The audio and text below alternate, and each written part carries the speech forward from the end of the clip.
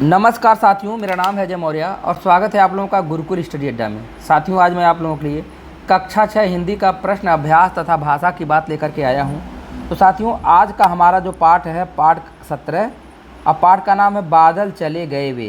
बादल चले गए वे का आज हम लोग अभ्यास प्रश्न तथा भाषा की बात को देखेंगे। आप लोगों को बताना चाहता हूँ कि यदि आपको और चैप्टर का वीडियो देखना है तो डिस्क्रिप्शन में चले जाइए, वहाँ लिंक मिलेगा, अब आप देख पाएंगे।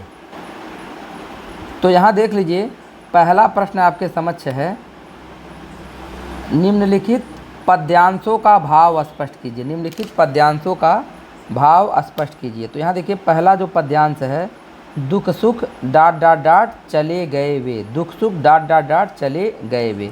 तो इसका देखिए भावार्थ क्या है। भावार्थ देख लीजिए, संसार में सुख और दुख का जोड़ा है। कभी सुख रहता है तो कभी दुख भी रहता है। जीवन में हंसना और रोना साथ साथ रहता है। हंसने के कुछ क्षणों के बाद मनुष्य को रोना भी पड़ता है।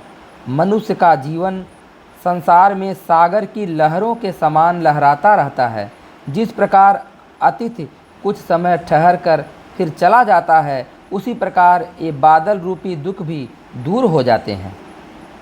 इसके बाद दूसरा है साथियों, नंबर 6 वाला, एक रंग फिर डाट डाट डाट गीला।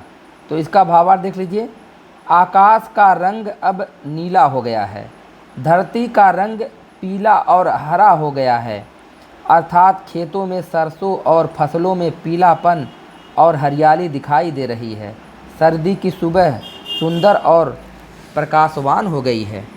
इसके बाद आप लोग दूसरा प्रश्न देखिए।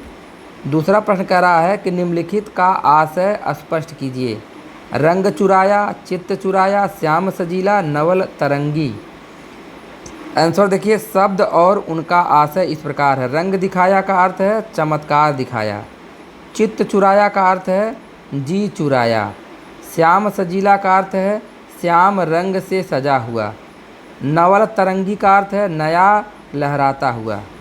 इसके बाद तीसरे प्रश्न पे हम आएंगे और तीसरा प्रश्न कह रहा है, कविता में कुल 3 पद हैं।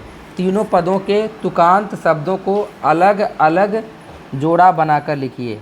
आंसर देखिए, अलग अलग जोड़ा बनाकर देखिए लिखित तुकांत शब्द इस प्रकार हैं। अलग अलग जोड़ा बनाकर लिखित तुकांत शब्द इस प्रकार हैं। तो यहाँ देख लीजिए, सजाया चुराया, सजीला गीला, पीली रसीली, दुख का सुख का। इसके बाद हम आते हैं चौथे प्रश्न पे। चौथा प्रश्न कह रहा है, बादल की तुलना पाहुन से क्यों की गई है। बादल की तुलना पाहुन से क्यों की गई है। इसका आंसर देखिए, जिस प्रकार अतिथि कुछ दिन रहकर चला जाता है, उसी प्रकार बादल भी कुछ दिन बरस कर चले जाते हैं, इसलिए बादल की तुलना पाहुन से की गई है। इसके बाद आ जाइए भाषा की बात पे। भाषा की बात पे पहला प्रश्न आपके समक्ष है कि दुख सुख में दोनों शब्द एक दूसरे के विपरीतार्थी हैं। इसी तरह के 5 शब्द युग्म लिखिए। तो दुख सुख में दोनों शब्द एक दूसरे के विपरीतार्थी हैं, इसी तरह के 5 शब्द युग्म लिखिए। तो यहाँ देखिए आंसर में विपरीतार्थी शब्द युग्म, यहाँ देख लीजिए, लाभ हानि, लाभ हानि, आगे पीछे, जय पराजय, मान अपमान, पाप पुण्य। इसके बाद आप दूसरे प्रश्न पे आ जाए। दूसरा प्रश्न करा है कि निम्नलिखित शब्दों के 3 पर्यायवाची शब्द लिखिए। आकाश, धरती, प्रभात, बादल। तो यहाँ देखिए पर्यायवाची शब्द में देख लीजिए, आकाश का पर्यायवाची है अंबर, गगन और नभ। धरती का पर्यायवाची है पृथ्वी, भूमि और भू। प्रभात का पर्यायवाची है सवेरा, प्रातःकाल और सुबह। बादल का पर्यायवाची है अम्बुद, नीरद, जलज। अब आइए इसके बाद हम तीसरे प्रश्न पे आते हैं। कविता में आए उन शब्दों को छांटकर लिखिए जिनका अर्थ आपको नहीं पता है। इन शब्दों के अर्थ शब्दकोश से ढूंढकर लिखिए। अब इन शब्दों का अपने वाक्यों में प्रयोग कीजिए। यहाँ देखिए उत्तर है सलोने सुंदर। वाक्य प्रयोग है हिरण के बच्चे सलोने होते हैं। आगे देखिए, शिशिर अर्थात सर्दी। शिशिर का अर्थ क्या है, सर्दी। वाक्य प्रयोग देखिए, वर्षा ऋतु के बाद शिशिर आती है। हास का अर्थ है हंसी खुशी। वाक्य प्रयोग देखिए, जीवन में कभी गम कभी हास होता है। अश्रु, अश्रु का है आंसू। अश्रु का क्या है, आंसू।